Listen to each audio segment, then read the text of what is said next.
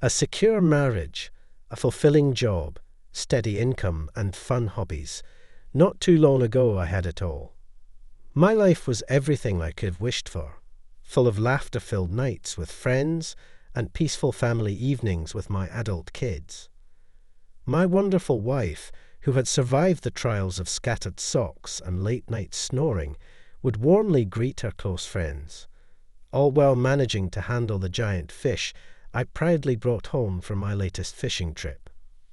And I, for my part, dealt with her moods and occasional jealousy without complaining, even when my unpredictable mother-in-law would pop up unannounced. Never in my wildest dreams did I think that a long-standing friendship would end up sparking the tension between us. Samuel, I really need your help. You know me, everything's going to be fine, trust me. My best friend was practically shouting into the phone. Matteo, calm down. I'll give you the keys to the cottage. Thanks, buddy. I owe you big time. Then, of course, came the usual string of colourful insults. Matteo was talking about a girl he wanted to spend time with at my dacha. He was an unapologetic womanizer, but he had his own set of rules. With his house under renovation, he felt it was beneath him to bring his many girlfriends to hotels, and meeting up in rented apartments just didn't feel right to him. Plus, many of his dates turned out to be married. To avoid gossip or awkward run-ins, he figured the safest bet was a secluded getaway outside the city. My cottage was located not far from my main dwelling, a neat little plot with a neat green lawn, flowery flower beds, and several fruit trees. The charming Provence-style house was the special pride of my wife, who designed it herself. She spent countless hours hunting for the perfect furniture, curtains, and lamps, each piece meticulously chosen to match the wallpaper's pattern. But the end result was worth every second. The house was constantly praised by guests. Recently, though, the cottage had been gathering dust. We were both buried in work, and my wife had become more irritable, snapping at the smallest things. There was a subtle tension in the air, something we usually shrugged off without issue. But this time was different.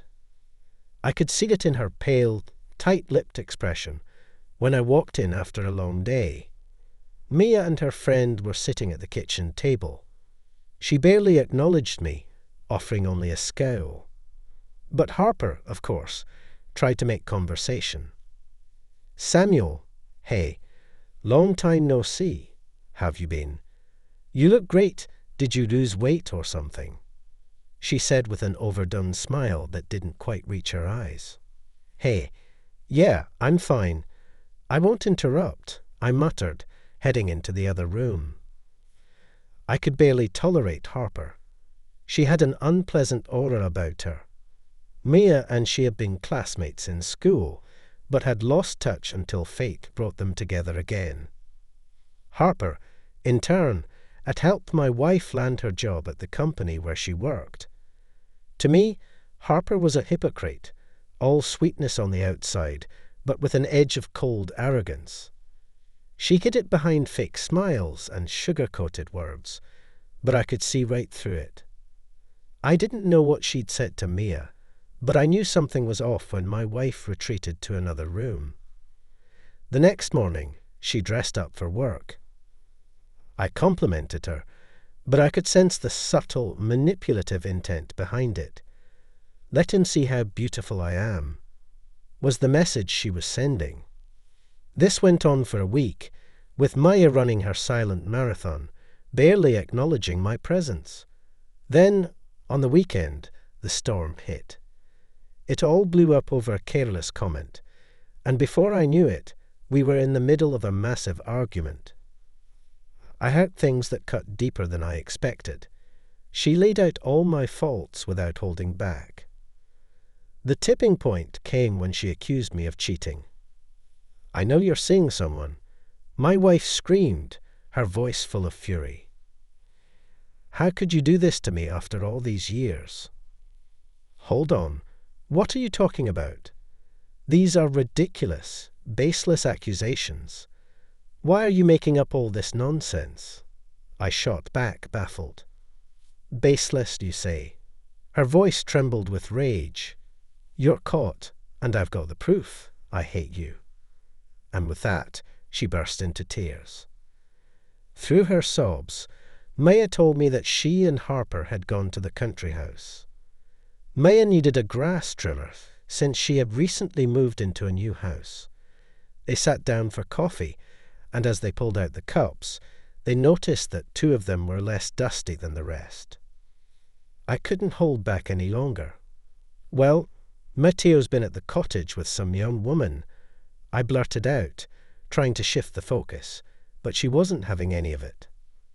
Oh, of course, you're going to try to cover it up. Harper warned me, and now my friend has probably convinced me of this. Don't even try to explain yourself. I've already gotten my revenge on you. I felt the blood rise in my chest. What do you mean revenge? I asked, trying to keep my voice steady. I cheated on you too, Maya replied, a malicious grin spreading across her face. I've got a new colleague, and he's been chasing me. I pretended to be the perfect, righteous wife, and then I went over to his place a few times during lunch breaks. I sinned, just like you. I was stunned. My own wife was proudly admitting to an affair while accusing me of being unfaithful. At the same time, she had the nerve to throw jealousy fits over me. So, what, you thought you could step out and I'd just put up with it? Maya continued, laughing bitterly. We've been together for so long. You should know me better than that. A feeling of bitterness and resentment overwhelmed me. I never thought it would be like this. She admitted so easily that she had cheated on me. And I always believed that we were a team. I couldn't listen to her anymore. What a fool you are. We've lived so many years. You know me like crazy. I've never cheated on you. And you immediately ran to another guy. I couldn't stand it and rushed to the exit. Curses and insults flew at his back. I took my things when Mia wasn't at home. There was bitterness and resentment to realize that you were betrayed by the person with whom you were building a future. A couple of weeks later, she finally tried to establish a relationship. The persistent calls began. I'm listening. I replied, already knowing what would happen. Hang up. Don't hang up, please. We need to talk. Maya said in a pleading voice. I'm sorry. I know it's not your fault, and there was no cheating. I was at a loss. Don't you understand that it's not my fault? I got it. I was ready to catch you red-handed, but her voice was breaking. Mia was sobbing and crying softly. She told how when she went to the cottage again, an old neighbour came up and asked if we were renting the cottage, otherwise some bearded man came to her in a foreign car. When Mia heard this, she immediately realized that it was Matteo. I was silent, but I was overwhelmed with feelings. Trust and doubt again. So now you know that I didn't cheat on you? I asked, holding back tears. What did you do? I wanted revenge. Maya hastily defended herself. It means nothing to me. It was Harper who put me up to it. It's all her fault. I realized that she was looking for excuses for her actions, but I couldn't forgive her. It was impossible to believe that a person with whom I had lived for so many years could betray me so easily. Well, live with Harper if you trust her more than you trust me, I replied. I turned off my phone and walked away without looking back. My ex-wife didn't stop calling, had dinners with the kids, and asked for help with household problems. I understood her attempts to take it all back, but it didn't matter. I'd seen all her tricks and manipulations. It was impossible to believe her again. Do you believe it's not my fault now? Maya asked, again trying to get forgiveness. No, I said. You've made your choice. And maybe it's for the best that I've revealed her true identity. I no longer wanted to be around the person who betrayed me. She was looking for excuses, shifting the blame on others, on me, but her words could not bring back what had happened. Maybe I've never had a reliable rear.